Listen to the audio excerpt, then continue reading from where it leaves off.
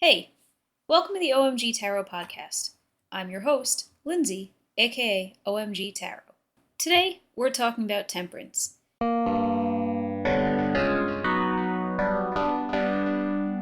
After covering the devil last time, temperance just felt logical. But I know in recent episodes I've also mentioned other major arcana cards, including death and strength. I wanted to get your opinions. I put up a poll on my Instagram stories, and the people voted. So, we're doing temperance this time.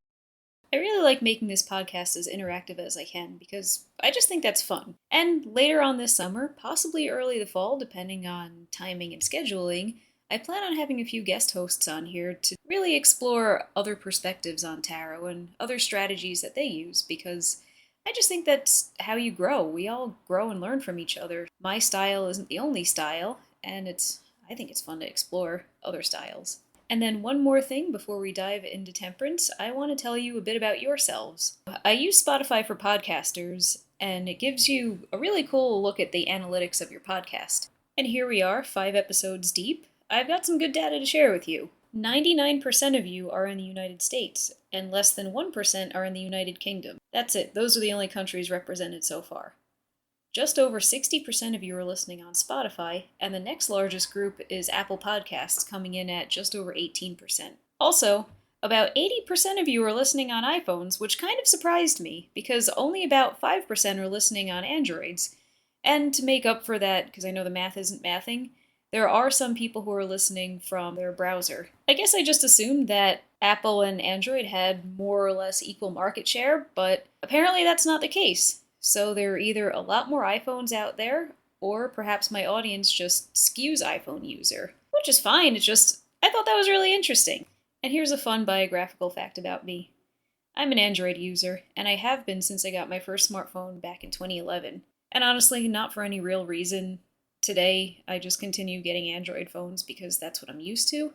But back in the day, I wasn't specifically pro-Apple or pro-Android, I thought the little green alien on the Android commercials was very cute, and I liked the droid Razor Max, I think that was the name of that first one, and I loved how its default ringtone was droid.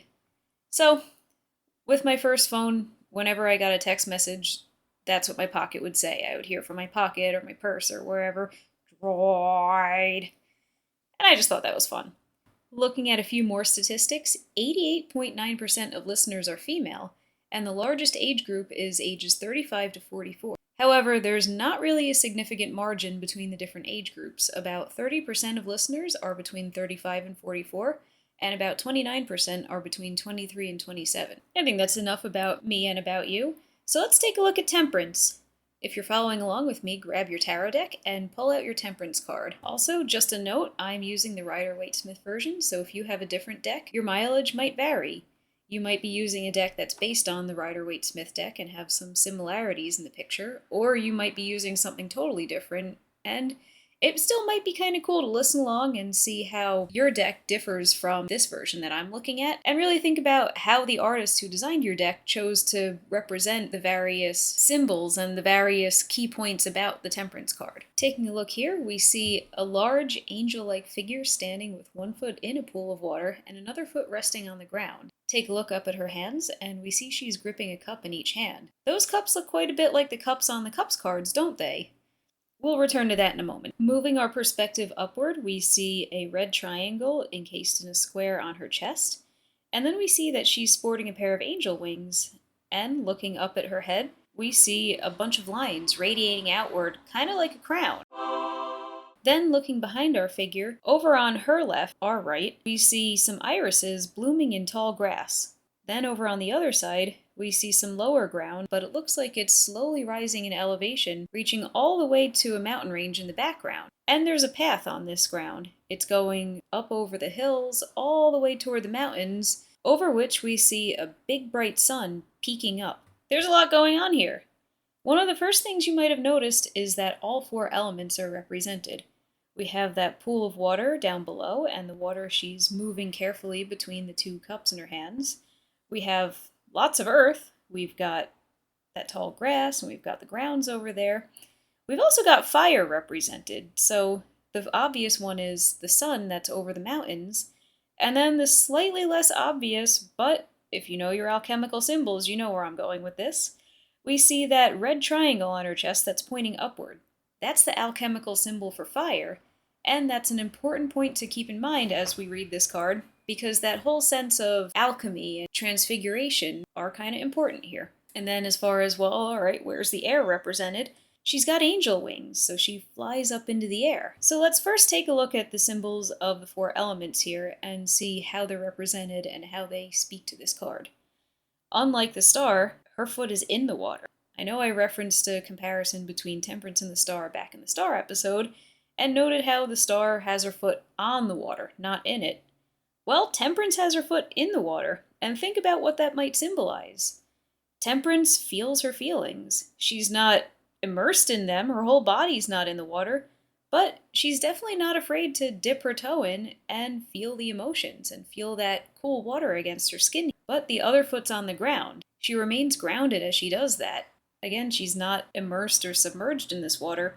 She's grounded, and she's only engaging with a small bit of it. She's engaging with exactly as much emotion as she needs. Considering the fire representation, fire is life force, fire is passion, virility, and it's that oomph that really drives us to achieve our goal. It's why you care about things. And then air is knowledge, air is wisdom, air is the things that you know to be true. And Temperance, she needs to know what's true and know what's right in order to engage with the virtue of temperance. So let's examine that concept of temperance as a virtue, because there's a lot of history and a lot of theology baked into this deck, and temperance is one of the four cardinal virtues that are derived from classical philosophy and then later adopted by Christian theology. The other three are prudence, justice, and courage, also known as strength. And, if you're familiar with tarot, you know there are most of these virtues represented in the major arcana, with one notable exception, prudence. Why is that? Well, that's actually a modern development. In some historical decks that are the forerunners to first the Marseille deck and then eventually the Rider-Waite-Smith deck we're working with here, there isn't a Hanged Man card. Instead, there's prudence. Two notable examples are the Solabusca Tarot and the Montaigne Tarot, which, if you'd like to see some really cool historical depictions of tarot cards, or I guess they weren't yet called tarot cards, give those names a Google, because I think they're fascinating. Prudence was part of these original decks, and then eventually got replaced with the Hanged Man, which we'll talk a little bit more about the why behind in the Hanged Man episode. As a virtue, temperance is all about moderation. It's not about restriction. It's about knowing when to impose limits and when to be self-aware, and having that self-awareness to know, alright, when is enough? How far do I go? When do I pull back? What's appropriate? There's also a sense of patience and knowing why you're doing what you're doing in this card. As we see indicated by that long path that goes over a number of hills and eventually reaches a mountain range, there's a journey in this card. This is not about instant solutions, so you need to pace yourself in order to go the distance. And that idea of going the distance ties into the zodiac sign that's associated with this card. Temperance is associated with Sagittarius, the archer and the adventurer of the zodiac. Sagittarius is a fire sign, so they're driven by passion and vitality, but unlike our other two fire signs, Aries and Leo, Sagittarius is a slow burn. Sagittarius knows that they need enough fuel to go the distance, so they pace themselves. And as a mutable sign, they're adaptable. They adapt to their environment, and they find solutions to really usher in transitions and make things work. And that brings us back to the symbolism of alchemy as a concept in this card. Alchemy is the ancient practice of transforming one element into another, and with all four elements here, our figure is able to adapt and adjust to anything that she needs. In a way, she has some similarities to the magician, who, if you take a look over at him, he's got all four elements represented too. But consider the difference. He's got the four symbols of the four minor arcana suit, whereas temperances are examples from the real world. Instead of just a cup, she's got cups full of water. Instead of a sword, she's got wings. And instead of a pentacle, she's got lots of ground, and she's got lush, growing, thriving irises over here. Let's talk about those irises. In the language of flowers, irises symbolize hope and optimism.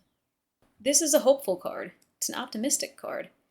And because it wouldn't be another episode of this podcast if I didn't pull out some zodiac stereotypes, your Sagittarius friend is probably eternally optimistic.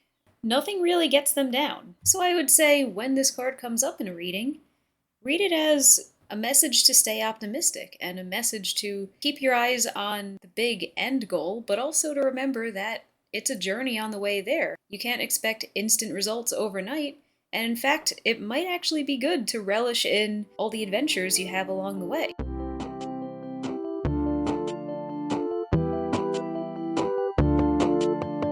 And it's also important to keep things in your life in balance. And I want to draw your attention to this idea of balance in tarot because we discussed it a bit in the Justice episode. And one thing that I really like to do when I'm analyzing tarot cards is compare how similar concepts show up in multiple cards and how there can be a nuanced meaning between them.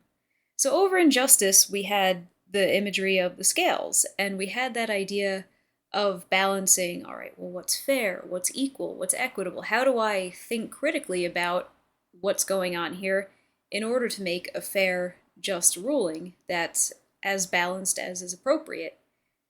Temperance doesn't need to make a ruling. Temperance has a little bit of a different take on balance, and for her, I'd say it's more about making adjustments in the elements around you to try and find some harmony. And as far as harmony goes, in a lot of other decks, you might see a rainbow on this card, either stretching above the angel's head or possibly behind her. I really like that imagery as a way to symbolize harmony. And I think that dovetails really nicely into where Temperance fits in the major arcana. So at number 14, it comes in after death and before the devil. So let's talk a bit about how Temperance makes sense after death.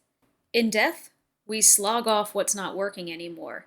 Think of that very scorpion imagery of I'm going to break off that exoskeleton that really isn't adequately protecting me anymore and might even be hindering me, and get rid of it and bust out and come out fresh and rejuvenated and new. Because as you most likely already know, I feel like this is the one thing that even non-tarot people know about tarot. The death card is not literal. It's about transformation, and it's about the endings that need to happen in order to clear space for the fresh beginnings that follow. And Temperance is that fresh beginning that follows. Temperance is, I'm new, I'm starting again, I'm here, and I'm going to make adaptations, and I'm going to start on this brand new journey. Some readers take this part of the Fool's journey symbolically and read everything before death as literal lessons that our main character, our Fool, however you want to cast them, is learning. And that's why a lot of the earlier cards in the major arcana are things like the Empress and the Emperor, things like establishing relationships with the people most important in your life. But then they read death as the Fool's death, that the Fool died, and now everything that's happening after death is what's happening to them in the spiritual world or in the afterlife. I'm not sure I totally subscribe to this theory, but I can see where it's coming from, and I think it's a really cool way to take a look at the deck. How after death, things get a lot more complex and a lot more nuanced. And then remember how in the Devil, I mentioned it can symbolize the idea that the road to hell is paved with good intentions? Let's take a look at Temperance in that context. Perhaps Temperance is that post-death, I'm fresh, I'm new, I'm going to do things the right way and harmoniously. And then you get yourself so wrapped up in what you're doing, trying to usher in this next era, that you become obsessed and you become chained to it and bound to it, and you lose that adaptability and flexibility, and that's how you end up at the Devil. So let's run through a few example scenarios of Temperance in a tarot card reading. Let's ask our tarot cards, hey, I'm going on a big international trip in just a few weeks. What do I need to know? So I shuffle, shuffle, shuffle, and hey, it's Temperance. Before I even get into interpreting this card, I gotta say, I'm really happy to see Temperance in my poll about my big trip.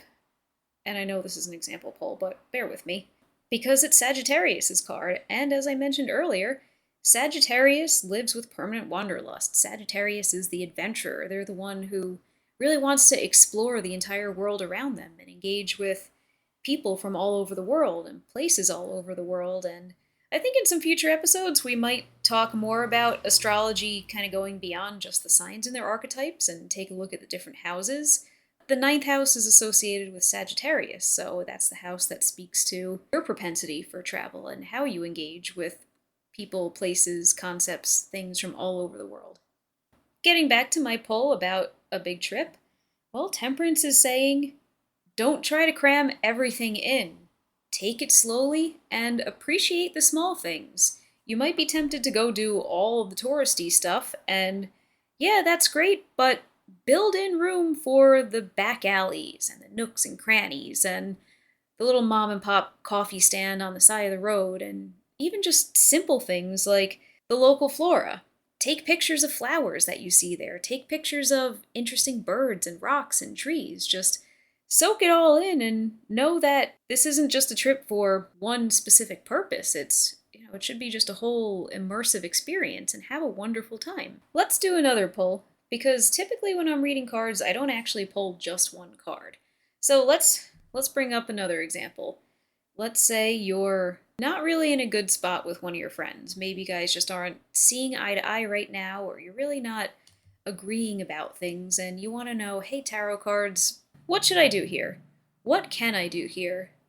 How are things going to go between me and my friend? Because ideally, I'd like to repair things, but no, is that possible? So again, we shuffle, shuffle, shuffle, and we've got Temperance, and we've also pulled our Nine of Swords. So if you take a look over at the Nine of Swords, you can see somebody is being kept up at night over something. Something's really stressing them out. We know swords are thoughts, they're what's going on in your head. And yeah, this person has a lot going on in their head. They're really thinking hard, and they don't appear to be really enjoying those thoughts, do they? Temperance here is saying, stay grounded, stay balanced. Your feelings are valid, but you can't wallow in them. Maintain some self-control, because as we see the cups in her hands, she's keeping her feelings under control. She's keeping her feelings managed and not letting her emotions spill out or bubble over or become a tidal wave that really just drowns out the whole situation and makes it all about herself. I'd say that it's clear this is keeping you up at night. You've got some anxiety about having a discussion with your friend or approaching them in an effort to repair things, as we see over in our Nine of Swords. And I would also say, try to come to them from a place of understanding. I don't think this relationship's over, and I don't think you should necessarily blame them for everything or blame yourself, because I think there are a lot of different factors at play here, and I think you've got to recognize them. In fact, I think maybe that needs to be the focal point of the conversation that you have with your friend. I think you both need to address really everything that's going on, every elephant in the room, and maybe every rhino too. I guess there's a lot of animals in this room now, aren't there? You gotta come at it from a place of restraint and self-control, and I think that's gonna be what enables you to resolve this challenge productively. Alright, so that's a wrap on Temperance. Thank you so much for listening, and if you like what you hear, please give me a good rating on Spotify. It really does help. If you'd like to keep up with me, check me out on Instagram. My handle is its_OMG_tarot. If you follow me on Insta, you'll see my latest tarot polls, events I'll be at, every new episode and blog post when they drop, and just fun memes. And you'll get to vote in any polls that I throw up, so it'll be cool. Where else can you find me? Head over to my website, omgtarot.com. There's going to be a newsletter going out eventually, so if you share your email address, you'll be on the list. I've got a lot going on here, so it'll come out when it comes out. But if you're interested in some further reading about Temperance or any of the other major arcana cards I've covered so far, check them out on my blog, and you can see some pretty cool visual representations of all the symbols in each card. Of course, if you want to reach out directly, you can always DM me, email me, anywhere. You know where to find me. Alright, talk soon, and have a great rest of your day.